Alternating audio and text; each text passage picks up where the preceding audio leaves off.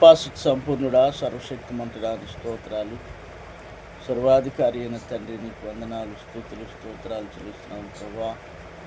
ఈ కృపను బట్టి, దయని బట్టి ప్రభా, రాత్రంతా కూడా కాసి కాపాడి ప్రభా, ఇదిగో తండ్రి నాయన ఈ యొక్క తెల్లవారుజామును స్తుతించడానికి నీవు ఇచ్చిన కృపను బట్టి స్తోత్రాలు.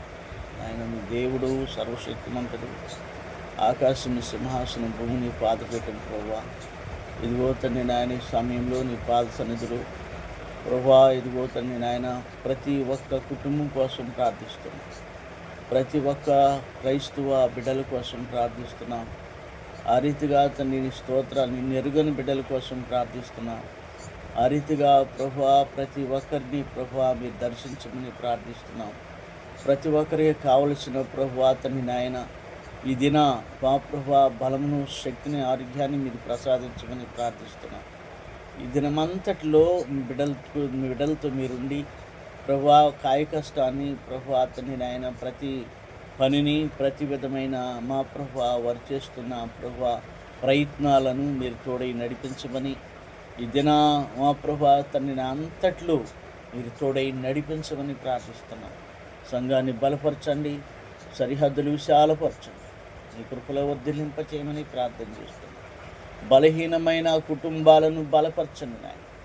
ప్రభా తండ్రి నాయన ఏ కుటుంబం అయితే ప్రభా శోధనలో ఉందో ఆ కుటుంబాన్ని ప్రభా మీరు జ్ఞాపకం చేసుకుని శోధనని చెడిపించి ప్రభా తండ్రి గొప్ప మేలులు సమకూర్చమని ప్రార్థన చేస్తున్నాం. ఈ ఆరాధన నా ప్రభా నీ సన్నిధిలో సమర్పిస్తూ మహిమ, ఘనత, ప్రభావాలు మీరే పొందుకోమని నజరేయుడైన యేసుక్రీస్తు నామములో ప్రార్థన చేసి స్తుతించి అడిగి వేడుకొనుచున్నాం తండ్రి, ఆమేన్. స్తుతి పాడేదనే ప్రతిదినము, స్తుతి పాడుటేనా కతిశయము. స్తుతి పాడేదనే ప్రతిదినము, స్తుతి పాడుటేనా కతిశయము. ధవళవర్ణుడా, మనోహరుడా, రత్నవర్ణుడా, నా ప్రియుడా. ధవళవర్ణుడా, మనోహరుడా, రత్నవర్ణుడా, నా ప్రియుడా.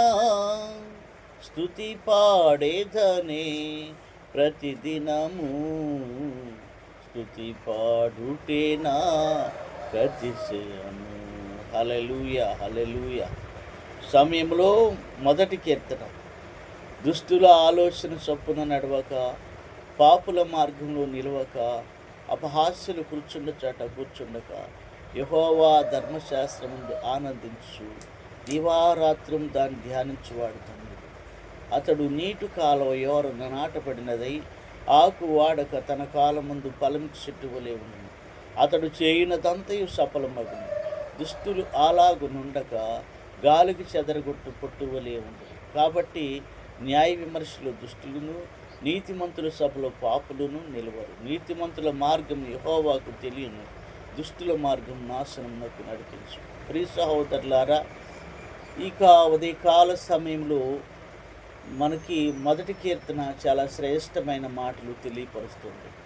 మొదటి కీర్తన ఎందుకు మనము చదువుకోవాలంటే, మొదటిగా మనము దేవునికి ప్రాధాన్యత ఇచ్చేవారుగా ఉండటానికి.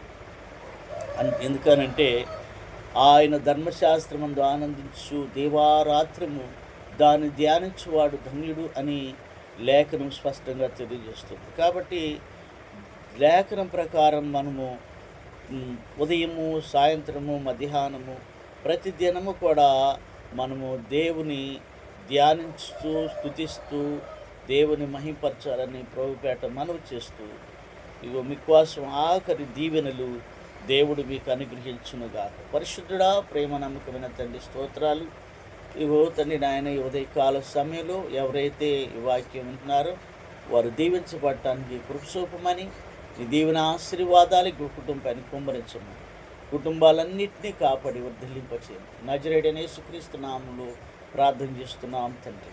తండ్రి, కుమార, పరిశుద్ధాత్మ నామంలో దీవెనలు అనుగ్రహించబడును గాక. ఆమేన్. Praise the Lord. అందరికీ వందనాలు. Praise the lord.